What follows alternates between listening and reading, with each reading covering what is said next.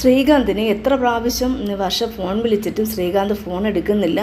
അപ്പോഴത്തേക്കും വർഷയ്ക്ക് ഒരു ഐഡിയ തോന്നി, ഇവനെ ഇങ്ങനെ വെറുതെ വിട്ടാൽ പോലില്ല, ഞാൻ വിളിച്ചിട്ട് അവൻ ഫോൺ എടുക്കുന്നില്ല. അപ്പോഴത്തേക്കും വർഷ എന്ത് ചെയ്ത് രേവതിയെ വിളിക്കുകയാണ്. രേവതി അടുക്കളയിൽ ജോലിയൊക്കെ ചെയ്തുകൊണ്ട് നിൽക്കുകയാണ്. അപ്പോഴത്തേക്കും രേവതി ചോദിക്കുന്നു, വർഷ സുഖമാണോ, എന്തൊക്കെയുണ്ട് വിശേഷങ്ങൾ, ഒത്തിരി നാളായല്ലോ കണ്ടിട്ട്.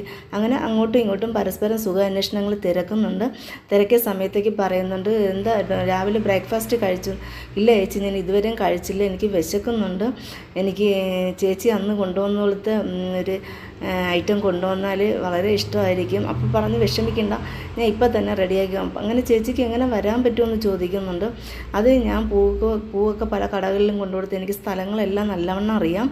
അതുകൊണ്ട് ഞാൻ ഇവിടെ നിന്ന് ബസ്സിൽ കയറി അവിടെ വന്നിറങ്ങും. എന്തിനാ ചേച്ചി അങ്ങനെ ബുദ്ധിമുട്ടുന്നത്? അതിൻ്റെ ആവശ്യമില്ല. ശ്രീകാന്ത് അവിടെ ഉണ്ടല്ലോ, ശ്രീകാന്തിനെ ഒന്ന് വിളിച്ചുകൊണ്ട് വന്നപ്പോൾ അത് ശ്രീകാന്തിന് റെസ്റ്റോറൻറ്റിൽ പോകണം, അത് ഇതുവഴി പോകാമല്ലോ, കുഴപ്പമില്ലല്ലോ, ചേച്ചിയെ കൊണ്ട് വിട്ടിട്ട് പോയാൽ മതിയല്ലോ എന്ന് പറഞ്ഞു.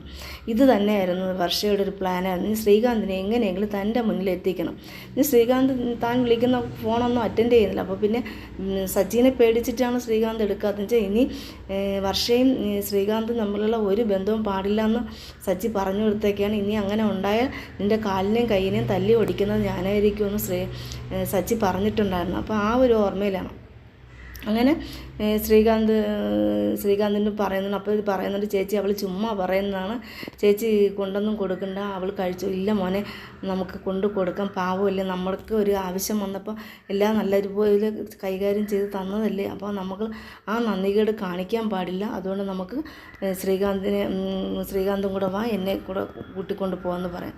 അങ്ങനെ വർഷയും ശ്രീകാന്തും രേവതിയും കൂടെ രാവിലത്തെ ഭക്ഷണമൊക്കെ ഉണ്ടാക്കിക്കൊണ്ട് അവരവിടെ നിന്ന് യാത്ര ചെയ്യുന്നു. ഈ യാത്ര ചെയ്യുന്ന സമയത്ത് നമ്മുടെ സുധിയും അമ്മയും അവിടെ നിൽക്കുന്നുണ്ട്.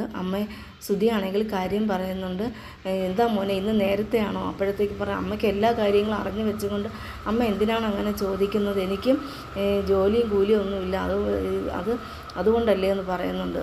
മോനെ, പുതിയ ഏതെങ്കിലും ഒരു ജോലി നീ അന്വേഷിച്ചേ പറ്റൂ, അല്ലാതെ പറ്റില്ല, നീ ജോലി അന്വേഷിക്കണം, അല്ലാതെ അവളുടെ മുന്നിൽ നിനക്കിപ്പോൾ ഒരു അങ്ങനെ സുധി അമ്മയും കാര്യം പറഞ്ഞുകൊണ്ട് നിൽക്കുകയാണ്. കാര്യം പറഞ്ഞുകൊണ്ടിരിക്കുമ്പോഴേക്ക് സുധിക്ക് അമ്മ പറയുന്നുണ്ട്, ചന്ദ്രമതി പറയുന്നുണ്ട്, എനിക്ക് പുറത്ത് പോകണം, ബാമയും കൂട്ടി ഒരു സ്ഥലം വരെ പോകാനുണ്ടെന്ന് പറഞ്ഞ് അങ്ങനെ ചന്ദ്രമതി പോകുന്നു. ഈ സമയം നമ്മുടെ സുധിയാണെങ്കിൽ അമ്മേരെ അലമാരയിൽ കഴിഞ്ഞ് അച്ഛൻ കൊടുത്ത ആ 1,00,000 രൂപയുടെ കാര്യം ഓർമ്മ വന്നു. ഇനി ഫ്ലൈറ്റ് ടിക്കറ്റ് ഉണ്ടാക്കണം, ഇപ്പോൾ ഇതിനൊക്കെ കാശ് ഞാൻ ഇവിടെ നിന്ന് ഉണ്ടാക്കും. അത് പോയിട്ട് അവിടെ പോയിട്ടും കാശ് കിട്ടിയില്ല, കൂട്ടുകാരന്മാർ കളിയാക്കി വിട്ടു, ശമ്പളവും കിട്ടിയില്ല. അപ്പം ഇനി ഇത് തന്നെ എന്ന് പറഞ്ഞാൽ അലമാര ആ പണം നോക്കുമ്പോൾ പണം അവിടെ ഇരിപ്പുണ്ട്, പണത്തിലൊരു നോട്ടമുണ്ട്, എങ്ങനെയെങ്കിലും ഈ പണം കൈക്കലാക്കണം, ഇതുകൊണ്ട് നമുക്ക് ഫ്ലൈറ്റ് ടിക്കറ്റ് എടുക്കണം, ഹണിമൂണിൽ പോകണം, അപ്പോൾ എന്നുള്ള ശ്രുതിയെ വിഷമിപ്പിക്കാൻ പാടില്ല എന്നുള്ള കാര്യമൊക്കെ ഓർത്ത് അത് ആ പൈസ അവിടെ നോക്കിയിട്ട് പോവുകയാണ്, നോക്കി വെച്ചിട്ട് ഈ സമയം ശ്രുതിയും ശ്രീകാന്തും രേവതിയും കൂടെ ഇങ്ങനെ വന്നിട്ടുണ്ട്. വർഷയുടെ സ്റ്റുഡിയോയിൽ വന്നിട്ടുണ്ട്, ഡബ്ബിങ് സ്റ്റുഡിയോയിൽ വന്നിട്ടുണ്ട്. അങ്ങനെ പരസ്പരം അവരങ്ങോട്ടും ഇങ്ങോട്ടും ഹഗ് ചെയ്യുന്നു, ഭയങ്കര ഇഷ്ടമായി. അങ്ങനെ കൊണ്ടുവന്ന നൂഡിൽസ് കൊടുത്തു, പറയുകയാണ്, ഞാൻ കൊണ്ടുവന്നിട്ടുണ്ട്. അപ്പം വർഷയ്ക്ക് എങ്ങനെയെങ്കിലും തനിച്ച് ശ്രീകാന്തിനോട് സംസാരിക്കണം, അതിനുള്ള ഇതിന് വേണ്ടിയാണ്. അങ്ങനെ അവിടുത്തെ സാറിനോട് സാറ് പറയുന്നുണ്ട്, അന്നത്തെ ഭാഗം ചെയ്തതിൻ്റെ ബാക്കി ചെയ്യാൻ ഡബ്ബിങ്ങിനെ വേണം. അപ്പം പറയുന്നു, ഇന്ന് ആ ചേച്ചി വരുന്നുണ്ട്, നമുക്ക് ആ ചേച്ചിയോട് ചോദിക്കാം.